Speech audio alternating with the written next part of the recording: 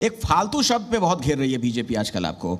उसमें यह कहा गया कि पिता महाकुंभ को फालतू कहते थे और बेटे अशोक स्तंभ को फालतू कह रहे हैं।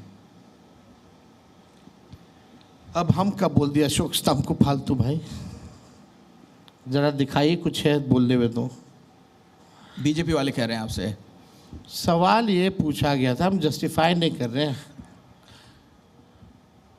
सवाल ये पूछा गया पत्रकारों द्वारा, आप लोग सवाल तो सुनते नहीं पूरा। सवाल ये पूछा गया कि भाई भाजपा आरोप लगा रही है कि आरजेडी और कांग्रेस के लोगों ने अशोक स्तंभ को जो है नुकसान पहुंचाया, चित्र से हटाया, ये सवाल था। तो हमने बोला फालतू का है भाजपा वाला सब, फालतू का सवाल पूछता है।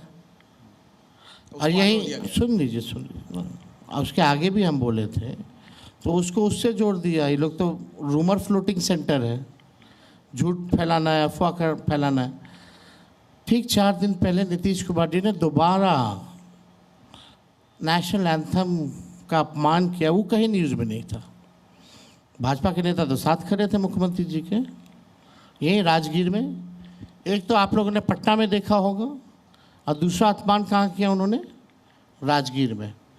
उस पर भाजपा क्या कह रहे हैं? और कोई भी व्यक्ति, हम हो या आप हो अखिलेश जी, यहाँ बैठा एक व्यक्ति कोई देशद्रोही कैसे हो सकता है?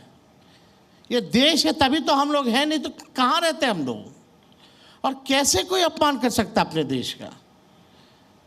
अगर इस पे अगर राजनीति होने लगे तो आप समझ जाइए ये लोग कितने डरे हुए हैं, घबराए हुए हैं।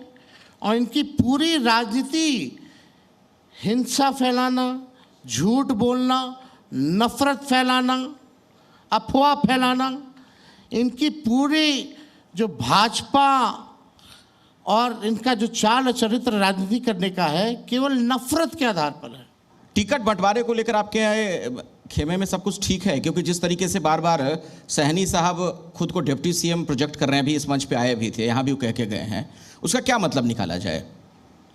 उप मुख्यमंत्री के लिए अपनी दावेदारी पेश कर रहे हैं, बार बार कह रहे हैं 60 सीटों पे हम चुनाव लड़ेंगे। ऐसी है, अच्छी बात है, तो उसमें क्या दिक्कत है?